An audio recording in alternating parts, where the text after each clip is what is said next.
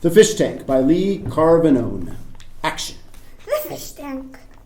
Matthew lived in a noisy house. His father always yelled when he spoke to anyone. A noisy house is a busy house.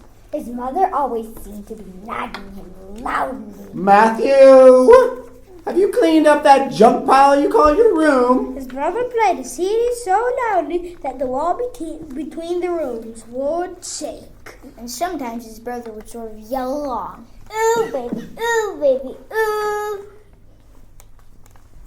Oh, yeah. Matthew didn't like all the noise. Often he retreated to the quiet of his bedroom and spent hours staring at his aquarium. The aquarium stood on a nightstand right beside his pillow and was filled with beautiful, multicolored tropical fish. You fish are so lucky you get to live in a quiet, peaceful world. As long as I feed you, you have no worries at all. Sometimes his sister would burst into his room. Matthew, why don't you let those poor fish go? His sister had taken an environmental unit in school and now wanted to feed every animal in the world, including the neighbor's dog. Are you as stupid as those poor fish? Are you going to answer me? They like it in the tank. It's safe for them. How would you like to live in a tank, Matthew? Matthew smiled and thought about that. I think I liked it. It would be so peaceful and quiet. You're impossible! Matthew's sister slammed the door as hard as she could. Downstairs, Matthew's parents were becoming tired of that yelling, door slamming, and music blaring.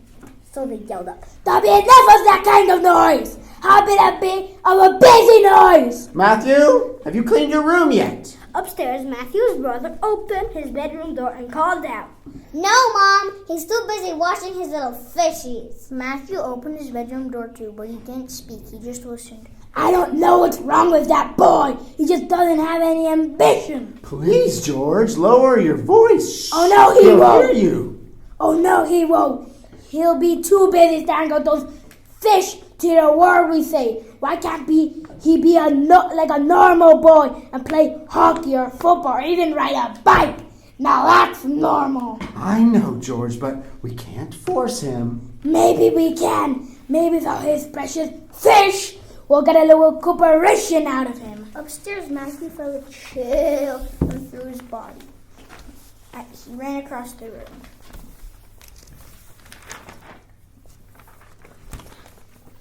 Hugging the tank and pressed his cheek to the cool glass. No, please, no, not my fish.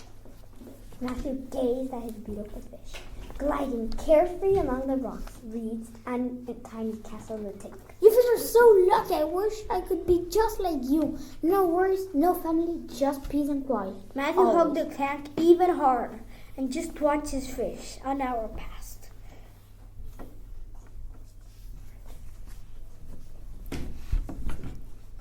Matthew finally began to relax.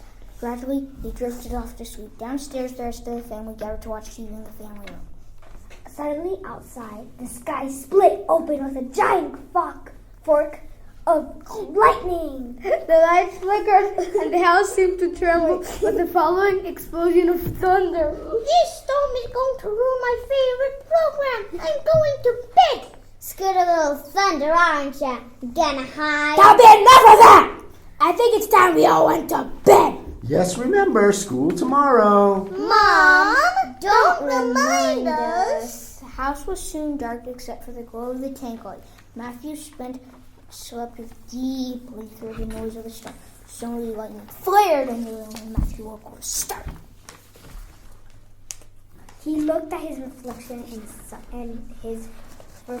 the side of the bed. He could not believe his eyes. His wish had been granted. He had been transformed. He was a fish. I'm a fish. Whoa, I'm really a fish. This is awesome. Happily, Matthew dove deep in the fish tank, heading for the tiny castle. Then he turned pure porpoise, exploring every corner of this watery paradise at full speed. And for the next while, Matthew had the time of his life, diving, swirling, and racing past other fish in the tank. Suddenly, Matthew felt his stomach growl. A flash of lightning revealed his bedside clock. It was time to feed the fish!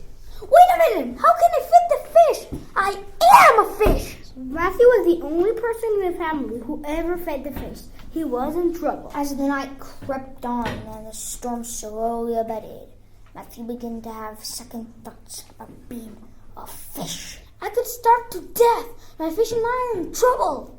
Soon, morning arrived. Mother was downstairs and breakfast was almost ready. George, children, come and get it. You don't have